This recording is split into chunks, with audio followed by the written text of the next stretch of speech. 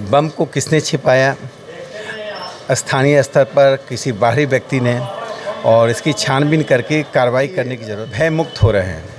इसके कारण छोटी बच्चियों के साथ जो दुष्कर्म हो रहा है वह सिर्फ अपराध नहीं है, वह विश्वास की। और चमथा में घटना घटी, बाकी 2 अन्य स्थानों पर घटना घटी, रजौरा में घटना घटी। मैं गया भी था और प्रशासन से बात भी किया था।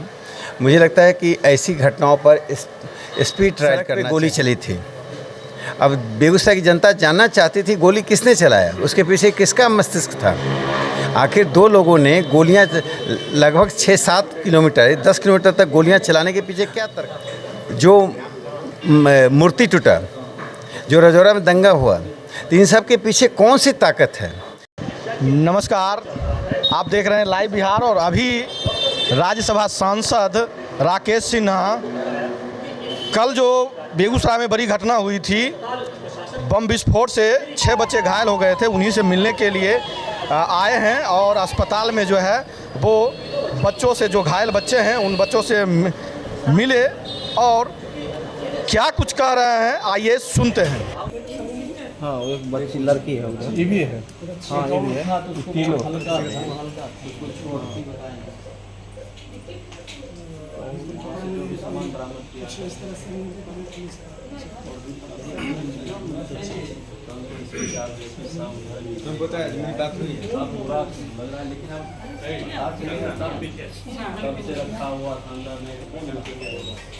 बहुत पुराना तो रहा नहीं होगा। नहीं सर,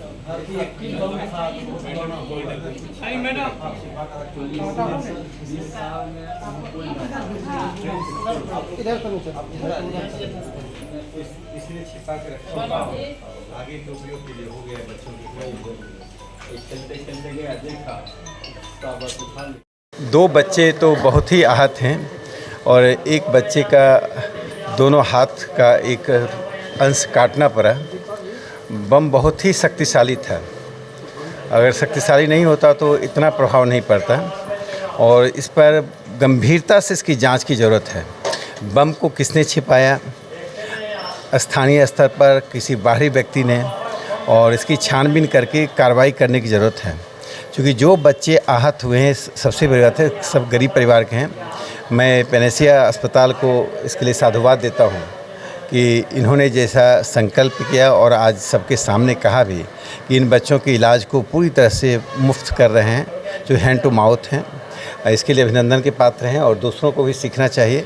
ऐसे आफत के समय में आहत लोगों के साथ उनको राहत देते समय पूरी तरह से लाभ हानि को हटा देना चाहिए। बेगूसराय में जिस तरह से बम मिल रहा आए दिन, जिस तरह से पूरा आत्महत्या और बच्चे के साथ बलात्कार, इस तरह आपराधिक घटना सर बेगूसराय में बहुत ज़्यादा बढ़ गया है। ये मैं कहा कि अपराधी भय मुक्त हो रहे हैं।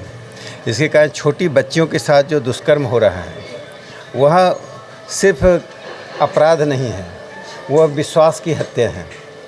और चमथा में घटना घटी, बाकी 2 अन्य स्थानों पर घटना घटी, रजौरा में घटना घटी। मैं गया भी था और प्रशासन से बात भी किया था। मुझे लगता है कि ऐसी घटनाओं पर स्पीड ट्रायल करना चाहिए और अपराधियों को पकड़ना चाहिए। और दूसरा, जो प्राइवेट आर्म्स पर पुलिस रेड करे और एक समय दे कि प्राइवेट आर्म्स का जमा कर दें, नहीं तो इसकी पूरी तरह से यदि प्राइवेट आर्म्स को हटा दिया जाए तो सामान्य पिस्टल से लेकर AK-47 तक बेगूसराय में उपलब्ध है और हम सब जानते हैं, और उसी का उपयोग हो रहा है।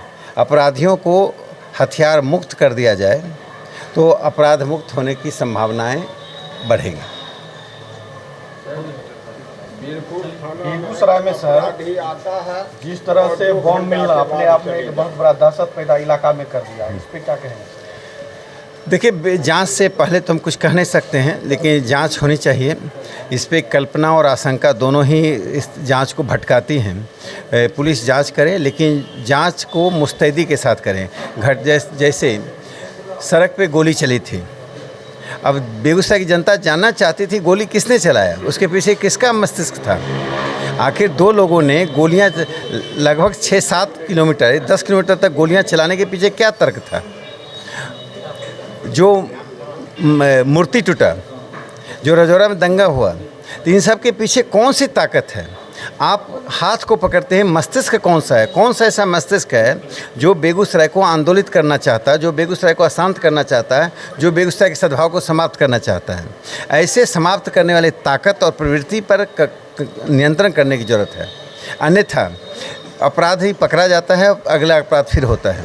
तो अपराधियों को डर तभी बैठेगा जब घटनाएं निष्कर्ष तक पहुंचेंगी। जो मेरा एक सवाल यह है, जो सड़कों NH 31 पे जो गोलियां चली थी उसके पीछे कौन लोग थे?